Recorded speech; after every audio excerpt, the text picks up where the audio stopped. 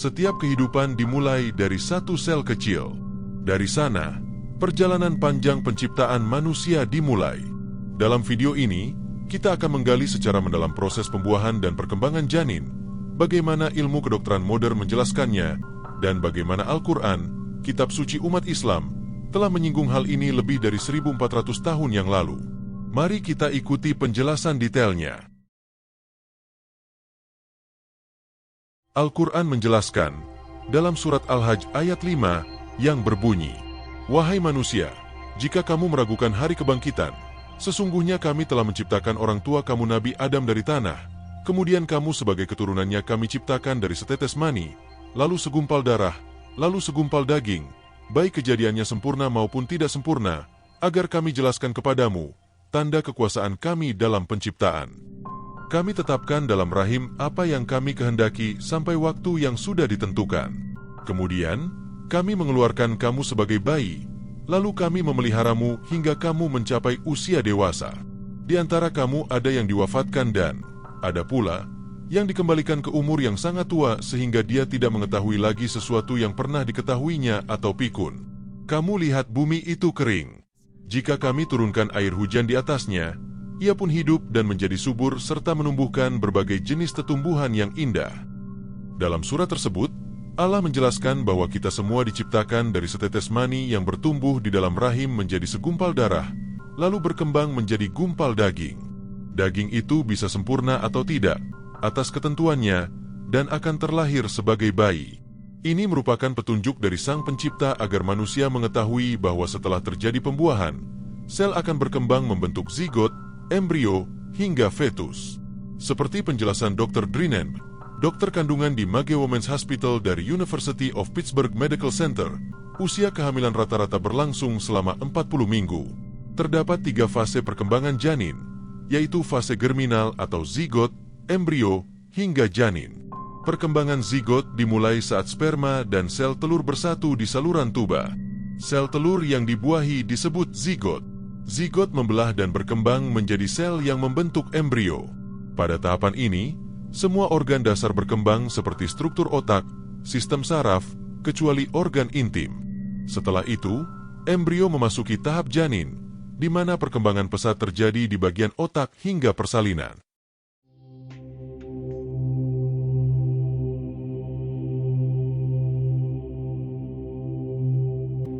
Proses pembuahan atau fertilisasi adalah awal dari penciptaan manusia. Ini dimulai ketika sperma, yang membawa materi genetik dari ayah, bertemu dengan sel telur ibu di saluran tuba falopi. Setelah pembuahan, terbentuklah zigot, sebuah sel baru yang mengandung seluruh informasi genetik untuk membentuk manusia. Zigot kemudian mulai membelah menjadi lebih banyak sel dan memulai perjalanan menuju rahim.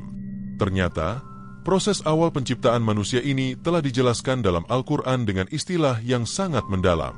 Al-Quran menyebutkan bahwa manusia diciptakan dari nutfah, yang berarti setetes air mani. Hal ini menggambarkan awal mula kehidupan manusia dalam bentuk yang sangat kecil dan sederhana. Al-Quran juga menjelaskan bahwa penciptaan manusia terjadi di tempat yang kokoh, yaitu rahim. Penjelasan ini ada dalam surat Al-Mursalat ayat 20, yang berbunyi, "Bukankah kami menciptakan kamu dari air yang hina atau mani?" Menurut tafsir klasik, seperti tafsir Jalalain, air yang hina di sini jelas merujuk pada air mani. Air ini, meskipun tampak tidak berharga, memiliki peran utama dalam menciptakan manusia. Allah Subhanahu wa Ta'ala mengingatkan bahwa manusia diciptakan dari sesuatu yang hina, tetapi kemudian diberi bentuk dan keistimewaan. Dari perspektif ilmiah, air mani mengandung sperma, yang merupakan elemen penting dalam pembuahan. Proses ini sejalan dengan ilmu modern yang menjelaskan bagaimana sperma berfungsi membawa informasi genetik, dan pertemuannya dengan ovum memulai tahap pembentukan janin. Dalam surat Al-Mu'minun, ayat 13 juga dijelaskan yang berbunyi, "Kemudian kami menjadikan air mani itu disimpan dalam tempat yang kokoh, rahim." Tempat yang kokoh di sini merujuk pada rahim, tempat di mana nutfah tersimpan dan berkembang menjadi janin.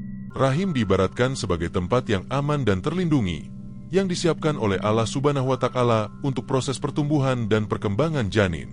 Menurut tafsir Jalalain, ayat ini menjelaskan bahwa setelah sperma dipancarkan, Allah Subhanahu wa Ta'ala menempatkan sperma tersebut dalam rahim, tempat yang sangat kuat dan aman bagi perkembangan janin. Rahim digambarkan sebagai tempat yang dirancang oleh Allah Subhanahu wa Ta'ala dengan sempurna untuk mengandung kehidupan baru hingga tiba saat kelahiran. Ibnu Katsir menafsirkan bahwa nutfah adalah materi asal yang menjadi permulaan penciptaan manusia. Setelah sperma masuk ke dalam rahim, ia disimpan di tempat yang kokoh dan aman. Allah Subhanahu wa Ta'ala menjadikan rahim sebagai tempat yang kuat untuk melindungi janin dari segala macam bahaya selama proses pertumbuhan.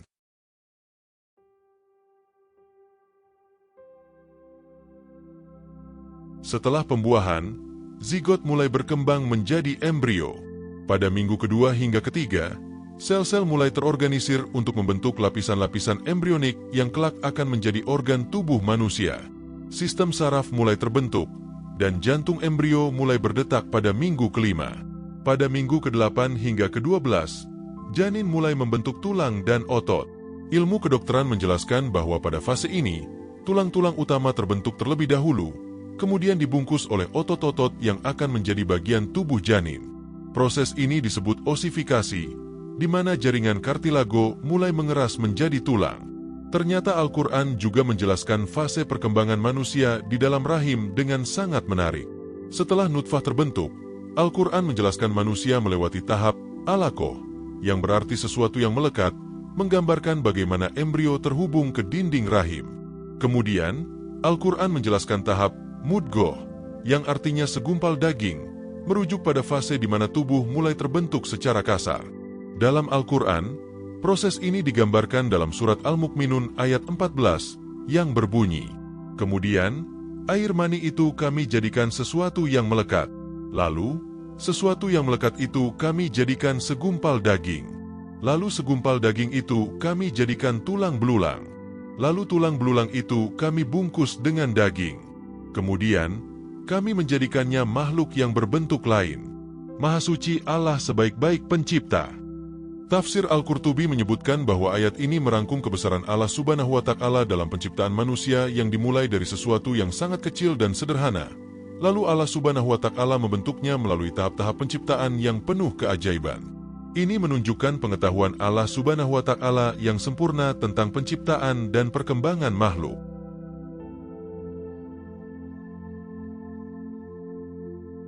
Pada trimester ketiga, janin telah mencapai perkembangan penuhnya, dengan organ-organ vital seperti paru-paru, jantung, dan otak yang siap untuk berfungsi setelah kelahiran. Pada tahap ini Al-Quran menjelaskan dalam surat As-Sajdah ayat 9, yang berbunyi, "Kemudian, Dia menyempurnakannya dan meniupkan roh ciptaannya ke dalam tubuhnya.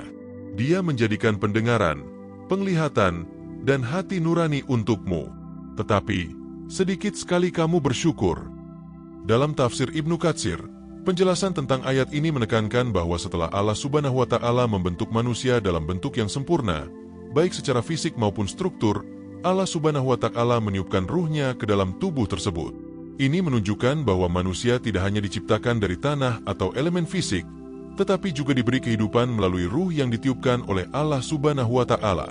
Ibnu Katsir juga menjelaskan bahwa setelah peniupan ruh, Allah Subhanahu wa Ta'ala memberikan manusia pendengaran, penglihatan, dan hati sebagai sarana untuk memahami dan menghayati realitas kehidupan. Pendengaran dan penglihatan digunakan untuk menerima informasi dan merasakan dunia luar, sedangkan hati, atau akal, adalah tempat untuk merenungi dan memahami pengetahuan tersebut. Meski manusia telah diberi semua nikmat ini, banyak dari mereka yang tidak bersyukur kepada Allah Subhanahu wa Ta'ala. Peniupan ruh ini juga dianggap sebagai fase penting dalam kehidupan manusia. Tafsir ini menunjukkan hubungan antara aspek jasmani dan ruhani dalam penciptaan manusia. Dalam hadis juga dijelaskan mengenai peniupan ruh dari Sahih Bukhari dan Sahih Muslim, di mana Rasulullah bersabda, "Sesungguhnya salah seorang dari kalian dibentuk di perut ibunya selama 40 hari dalam bentuk setetes mani, kemudian menjadi segumpal darah selama 40 hari, lalu menjadi segumpal daging selama 40 hari. Kemudian diutuslah malaikat untuk meniupkan ruh padanya." Penjelasan Al-Quran tentang penciptaan manusia dan perkembangan janin sangat sesuai dengan ilmu kedokteran modern. Mulai dari tahap nutfah, air mani, alaqah, segumpal darah, mudghah, segumpal daging, hingga pembentukan tulang dan peniupan ruh, Semua tahapan ini mirip dengan tahapan perkembangan janin yang diketahui sekarang. Ilmu kedokteran baru dapat mengonfirmasi detail-detail ini berabad-abad setelah Al-Quran diwahyukan.